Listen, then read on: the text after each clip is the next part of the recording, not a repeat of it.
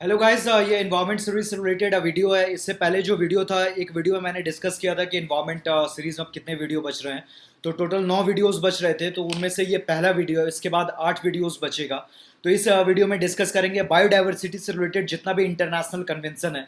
और international convention prelims के point of view से काफ़ी इंपॉर्टेंट होता है। इनफैक्ट एक बार 2018 के GS3 के मेंस में भी एक क्वेश्चन आया था कि जो biodiversity act that is biological diversity act of 2002 है, वो कैसे हेल्प करता है बायोडाइवर्सिटी को कंजर्व करने में। तो वो एक्ट इनफैक्ट नगोया प्रोटोकॉल और कार्टेगना प्रोटोकॉल को ही एक लीगल फ्रेमवर्क देता है। तो अगर आपको बायोडाइवर्सिटी से रिलेटेड इंटरनेशनल कन्वेंशन का अच्छे से आपको नॉलेज और आइडिया है कि नगोया प्रोटोकॉल और फिर कार्टिगना प्रोटोकॉल, फिर नगोया कुआलालंपुर सप्लीमेंट्री प्रोटोकॉल और जितने भी कॉप्स हुए हैं, आईची टारगेट्स, ये सब के बारे में आपको आइडिया है, तो डेफिनेटली आप वो मेंस का क्वेश्चन भी सही से आंसर कर सकते थे जो 2018 के GS पेपर 3 में आया था। तो इस पर्टिकुलर वीडियो को स्टार्ट करते हैं और इसका PDF आपको मेरे टेलीग्राम चैनल पे मिल जाएगा, जिसका लिंक मैं डिस्क्रिप्शन बॉक्स में डाल दूंगा। और कोई भी पर्टिकुलर आपको क्यूरी हो रिगार्डिंग प्रीलिम्स प्रिपरेशन या फिर इन्वायरमेंट से स्पेसिफिक, तो आप मेरे को DM कर सकते हैं डायरेक्टली मेरे इंस्टाग्राम हैंडल पे, जिसका लिंक भी मैं बेसिकली डिस्क्रिप्शन बॉक्स में डाल दूंगा। तो स्टार्ट करते हैं कि ये पर्टिकुलर बायोडाइवर्सिटी से रिलेटेड जो कन्वेंशन है ये स्टार्ट कहाँ से होते हैं। तो सबसे जो इंपॉर्टेंट कन्वेंशन है बायोडाइवर्सिटी से रिलेटेड वो है CBD, that is convention on biological diversity. अब बायोलॉजिकल डाइवर्सिटी क्या होती है, बायोलॉजिकल डाइवर्सिटी डिफाइन कैसे करते हैं, अल्फा बीटा गामा बायोडाइवर्सिटी क्या होती है, ये सबसे रिलेटेड मैं बायोडाइवर्सिटी के पार्ट 1 वाले वीडियो में डाल चुका हूं। अगर आपने वो वीडियो नहीं देखी है तो आप वो वीडियो को देख सकते हैं। तो पूरी कहानी स्टार्ट होती है रियो समिट से। रियो समिट को अर्थ समिट भी कहते हैं, जो रियो डी जानीरो में हुई थी ब्राजील में 1992 में। और उसके 5 मेजर आउटकम्स थे। पहला था CBD, दूसरा था UNFCCC, तीसरा था फॉरेस्ट प्रिंसिपल्स, फोर्थ था UNCCD और पांचवा था एजेंडा 21।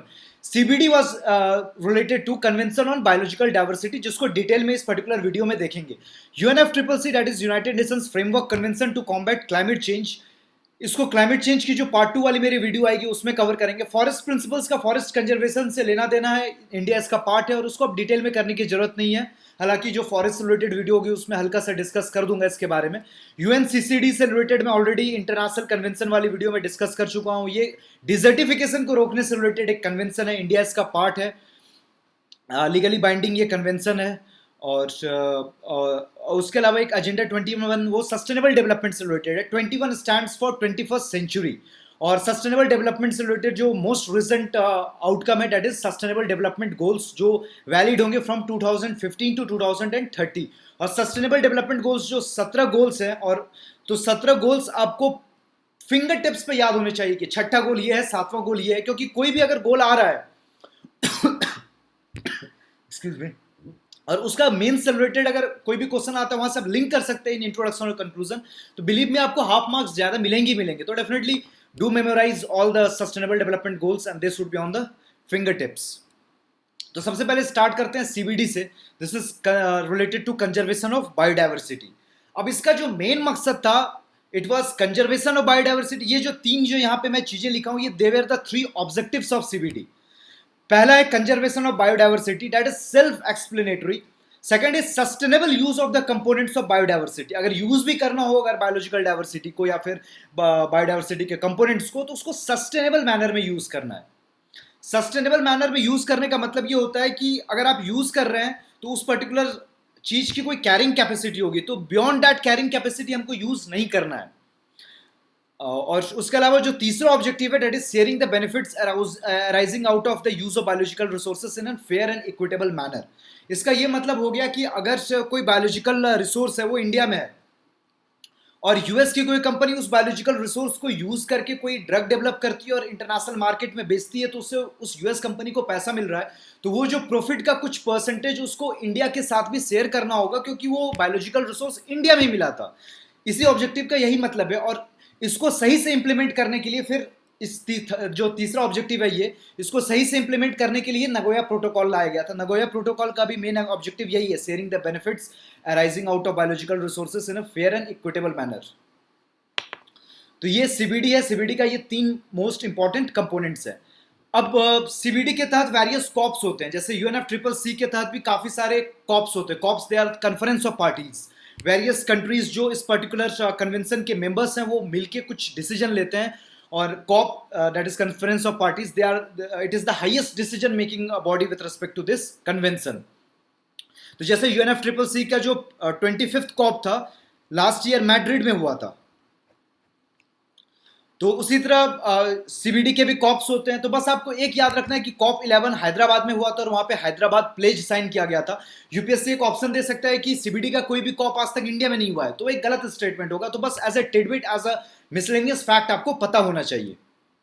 अब सारे प्रोटोकॉल्स के बारे में देख लेते हैं। Cartagena protocol, Nagoya Kuala Lumpur supplementary protocol, फिर नगोया प्रोटोकॉल, और फिर आईची टारगेट्स के बारे में देख लेंगे। तो इंटरनेशनल कन्वेंशन बायोडाइवर्सिटी से रिलेटेड कंप्लीट हो जाएगा। तो इंडिया में सीबीडी को लीगल फ्रेमवर्क देने के लिए बायोलॉजिकल डाइवर्सिटी एक्ट ऑफ 2002 पास किया गया था। अब कार्टेगना प्रोटोकॉल के बारे में देख लेते हैं, ये किससे रिलेटेड है। तो it is related to biosafety regarding trade of GMOs. GMOs are genetically modified organisms. कोई सा भी ऑर्गेनिज्म है उसको अगर हम जेनेटिकली मॉडिफाई कर देते हैं, उसकी जीन एडिटिंग करते हैं, तो those organisms are called GMOs, genetically modified organisms. पर जीएमओज की प्रॉब्लम ये होती है कि हमको पता नहीं होता है कि इसका इंपैक्ट इन्वायरमेंट पे या बायोडाइवर्सिटी पे क्या पड़ेगा। फॉर एग्जांपल, अगर हम किसी बैक्टीरिया का जीन बदल देते हैं तो हो सकता है मे बी कोई एक नई डिजीज इंट्रोड्यूस हो जाए पूरे ह्यूमन पॉपुलेशन में या एनिमल पॉपुलेशन में। तो जीएमओज का इंपैक्ट क्या होगा इन्वायरमेंट पे, तो या फिर ह्यूमन हेल्थ पे या फिर एनिमल्स पे, ये इनफैक्ट तुरंत पता ही नहीं लगाया जा सकता। अगर हम जीएमओज किसी पर्पस के लिए बना भी रहे हैं तो उसको सही से हैंडल करना, सही से स्टोर करना काफी इंपॉर्टेंट होता है। तो अब कोई जीएमओज बनाया जा रहा है और उसका ट्रेड हो रहा है एक कंट्री से दूसरे कंट्री में। अब जीएमओज बनाए क्यों जाता है? फॉर एग्जांपल, जीएमओ का एक एग्जांपल हो गया आपका GM crops, genetically modified crops, वो भी एक एग्जांपल है जीएमओज का। तो डेफिनेटली वो एग्रीकल्चर पर्पस के लिए यूज हो रहा है। तो वेरियस पर्पसेस के लिए जीएमओज बनाए जाते हैं और उसका ट्रेड भी होता है एक कंट्री से दूसरे कंट्री में। तो जब एक कंट्री से दूसरे कंट्री में उसका ट्रेड हो रहा है तो दूसरा कंट्री हो सकता है जो इंपोर्ट कर रहा है जीएमओ को, उसके पास उतनी टेक्नोलॉजी नहीं हो कि सच दैट कि वो सही से उस जीएमओ को स्टोर कर पाए, यूज कर पाए, हैंडल कर पाए। तो जो कंट्री डेवलप किया है जीएमओ, तो वो उसकी रिस्पॉन्सिबिलिटी होगी कि वो जिस भी कंट्री को एक्सपोर्ट कर रहा है जीएमओ, तो उस कंट्री को वो टेक्नोलॉजी भी दे सच दैट वो कंट्री उस जीएमओ को सही से हैंडल कर पाए, स्टोर कर पाए और यूज कर पाए। तो कुल मिला के जब ट्रेड हो रहा है जीएमओ का, तो सही से बायोसेफ्टी इंश्योर हो, ये काम है कार्टेगना प्रोटोकॉल का। तो रफली आपको समझ में आ गया होगा कि Cartagena protocol is related to biosafety regarding trade of GMOs. तो आपको कंसेप्चुअली समझ में आ गया होगा। कार्टेगना एक शहर है बेसिकली कोलंबिया कंट्री में। तो एक टिडबिट के रूप में आपको पता होना चाहिए। अब स्पेशली अगर इंडियन फॉरेस्ट सर्विसेज का इंटरव्यू वगैरह फेस कर रहे हैं तो डेफिनेटली ये सब चीजें वहां पे पूछ ली जाती हैं। अब दूसरा जो प्रोटोकॉल है that is Nagoya Kuala Lumpur supplementary protocol. एक डाउट मैं क्लियर कर देता हूं कि इसके बाद हम लोग पढ़ेंगे नगोया प्रोटोकॉल, और Nagoya protocol, one second, Nagoya protocol और नगोया कुआलालंपुर सप्लीमेंट्री प्रोटोकॉल ये दोनों अलग अलग चीज है। दोनों को कंफ्यूज नहीं करना है। एक कार्टेगना प्रोटोकॉल है, अलग चीज है। नगोया कुआलालंपुर सप्लीमेंट्री प्रोटोकॉल अलग चीज है। नगोया प्रोटोकॉल ये तीसरी चीज है। तीनों अलग अलग प्रोटोकॉल्स हैं। पहला कार्टेगना प्रोटोकॉल हमने देख लिया। अब दूसरा देखते हैं नगोया कुआलालंपुर सप्लीमेंट्री प्रोटोकॉल। अब कार्टेगना प्रोटोकॉल तो इंप्लीमेंट हो रहा था, लेकिन अगर कोई कंट्री अगर जीएमओ को एक्सपोर्ट कर रहा है उस कंट्री से दूसरे कंट्री में, और सही से वो अगर टेक्नोलॉजी नहीं दे इंपोर्टिंग कंट्री को, और इंपोर्टिंग कंट्री में कोई हादसा हो जाए, तो फिर अगर फॉर एग्जांपल अगर यूएस एक्सपोर्ट कर रहा है जीएमओज इंडिया में और इंडिया में कोई हादसा हो जाता है, तो यूएस पे तो कुछ पेनल्टी लगनी चाहिए, कुछ लाइबिलिटी और रिड्रेसल मैकेनिज्म होना चाहिए। यूएसए को तो कुछ कंपेंसेशन तो पे करना होगा। तो ये सारी कंपेंसेशन और लाइबिलिटी मैकेनिज्म की बात कार्टेगना प्रोटोकॉल में नहीं की गई थी।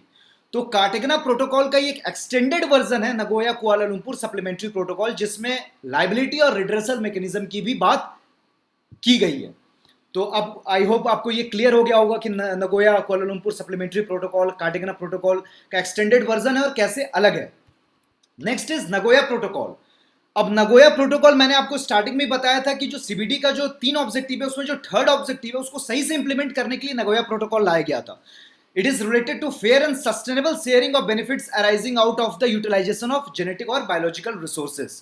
तो अगर कोई भी बायोलॉजिकल रिसोर्स किसी भी कंट्री का यूज करके कोई एक एडवांस कंट्री वहां से ड्रग डेवलप करके इंटरनेशनल मार्केट में बेच के पैसा या प्रॉफिट कमाता है, तो उस प्रॉफिट का कुछ परसेंटेज उसको उस कंट्री को देना होगा जहां से वो बायोलॉजिकल रिसोर्स मिला था या पाया गया था। फॉर एग्जाम्पल, यूएसए कोई ड्रग डेवलप करता है इंडिया के बायोलॉजिकल रिसोर्स और इंडिया के ट्रेडिशनल नॉलेज को यूज करके, तो और यूएसए जब ड्रग डेवलप करके इंटरनेशनल मार्केट में बेच के कोई प्रॉफिट कमाता है तो उस प्रॉफिट का सर्टेन परसेंटेज उसको इंडिया को भी देना होगा, क्योंकि इंडिया में ही वो बायोलॉजिकल रिसोर्स मिला था, इंडिया में वो ट्रेडिशनल नॉलेज पाया गया था। तो ये नगोया प्रोटोकॉल बेसिकली सीबीडी के थर्ड ऑब्जेक्टिव को इंप्लीमेंट करने में हेल्प करता है। वो सीबीडी एक कन्वेंशन था, नगोया प्रोटोकॉल एक प्रोटोकॉल है। तो आई होप आपको ये समझ में आ गया होगा। और बायोपायरेसी आपको पता होगा, फॉर एग्जांपल यूएसए ने एक मेडिसिन निकाला था टर्म मेडिसिन या टर्मेरी मेडिसिन करके उसका नाम था।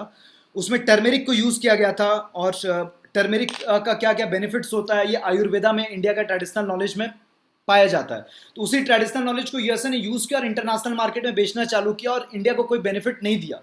तो नगोया प्रोटोकॉल का सख्त सख्त वायोलेशन था, और साथ में इंडिया के ट्रेडिशनल नॉलेज को रिस्पेक्ट नहीं किया गया था। तो ये बायोपायरेसी है। और बायोपायरेसी का मतलब क्या चीज़ है वो आपको समझ में आ गई। तो इंडिया बायोपायरेसी को रोकने के लिए एक प्रोजेक्ट स्टार्ट किया था जिसका नाम है TKDL, traditional knowledge digital library. और इस particular traditional knowledge digital library में आयुर्वेद और जितने भी ट्रेडिशनल प्लांट्स हैं उससे रिलेटेड जो भी उसके बेनिफिट्स हैं आयुर्वेदा का या फिर योगा का, जो इंपॉर्टेंट ट्रेडिशनल नॉलेज है, इंपॉर्टेंट प्लांट्स है, उसका क्या क्या यूजेस है, तो उसको एक डिजिटल फॉर्मेट में पेश किया गया है, ताकि कोई भी कंट्री अगर ये क्लेम कर रहा है बेसिकली कि ये उन्होंने डेवलप किया था, तो इंडिया शो कर सकता है कि हमने अपना ट्रेडिशनल नॉलेज को डिजिटाइज करके बता दिया है कि ये हमारा ट्रेडिशनल नॉलेज है, और कोई भी कंट्री इस पर क्लेम साबित नहीं कर सकता है। तो इनफैक्ट 2019 के मेंस में जीएस पेपर 3 में एक सवाल आया था कि बायोपायरेसी क्या होती है और TKDL उस बायोपायरेसी को रोकने में कैसे मददगार साबित होगा।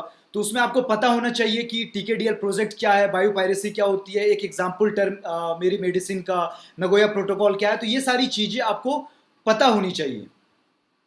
अब लास्ट है आईची टारगेट्स। अब आईची टारगेट है क्या कि बायोडाइवर्सिटी के कंजर्वेशन से रिलेटेड ये टारगेट है।